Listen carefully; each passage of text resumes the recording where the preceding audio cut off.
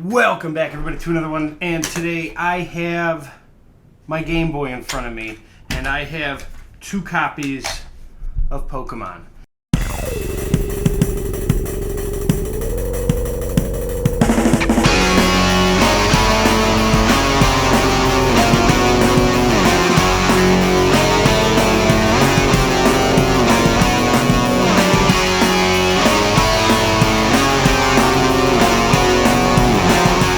What we're doing today is solving a problem. See, this one right here, Pokemon Silver, does not save any games anymore because probably because the battery's dead.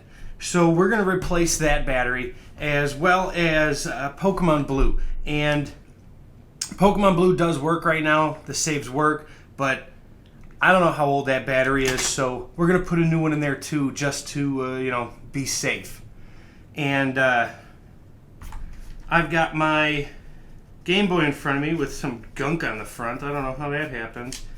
I've got my modded Game Boy in front of me. We're going to test it out with and make sure everything works. It's actually a super simple process. You're going to open these games up. You are going to need three tools. Two tools, a couple of tools. You need a screwdriver with your game bit. There's two game bits. There's a larger one for the consoles. I think the Super Nintendo uses it, and the smaller ones for the Game Boy games. We're going to use the smaller one. The second tool you're going to need is a soldering iron and maybe a little bit of solder, a little bit of flux, alcohol, and a Q-tip. It's actually a super simple process. Oh, and obviously a new battery. So I picked up these batteries on Amazon. I think I got 10 of them for like $7. So they may not be, it says 12 pack. Okay. They may not be the best quality batteries in the world. It's a pretty cheap battery to begin with, so who knows. So disassembling the cartridge is the first step. There is one screw with that game bit driver on the back. You get that out, and you will have to slide the top cover down before it will lift off. Once you're inside the cartridge, that's it. There's one screw, it's already out. The game will come out. Now you're going to want to get your soldering iron. And in my case, I used a flathead screwdriver and just a very small one, just to lift up ever so slightly when I separated each pin. One at a time, move slowly. You don't want to break anything or burn any other components. And then I got some solder wick and cleaned up some of the old solder. You really don't need to, but I figured if I'm already in here doing this, it doesn't hurt. So I cleaned up some of that old solder. Clean all that up with a Q-tip with some IPA, some isopropyl alcohol. Get that board real clean. And now you're going to want to add your new battery. The first thing you should do is add just a little bit of solder to the pads of the cartridge first. Set the battery down. It's marked positive and negative, so you can't mix it up. Hold the battery down and just, again, one side at a time.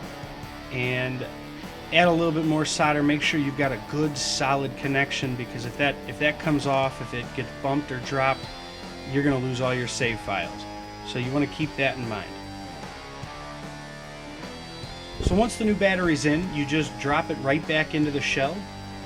Put that top piece on, again, a little bit low, and then you're going to have to slide it up and then work that screw back in. While you got the game apart, it's not a bad idea to take that IPA and that Q-tip and clean the contacts very well.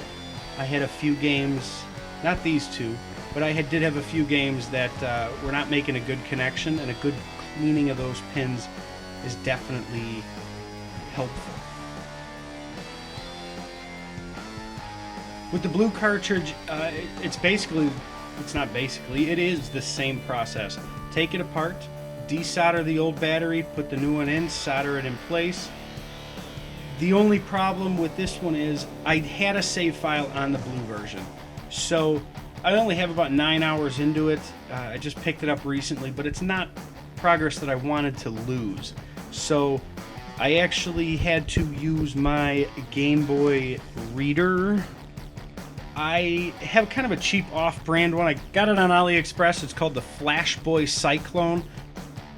It comes with their own software, which I couldn't get to work for some reason. But Flash GBX is another free software that I found that works beautifully. And you just plug in the game, click connect, and you can actually back up the whole ROM, your save files. You can write new save files. If you really want to be that guy, you can edit your save files and put them right back on the game. That's up to you. It's not what I'm doing, but I was able to back up my save, replace that battery, and then load it right back onto the cartridge. Made things super simple.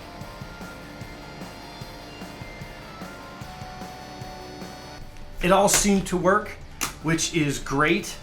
And now I have 2 working copies of Pokemon. They both work and save great, and you know, now I can play them. So that's kind of like what I wanted, you know, so whatever. That's what we're here for. It's a really simple process. If you got a soldering iron and a little bit of solder, it is it's actually very quick and simple. That's all I got for today. If you liked the video, why don't you hit like, get subscribed, drop a comment down below, and let me know what you want to see next. And I got another video that I'm going to do after this, because I just got a package in the mail that I want to open up and show you guys, because I think it's awesome. So stay tuned for that next video, and yes, you know, I'll see you all in the next one.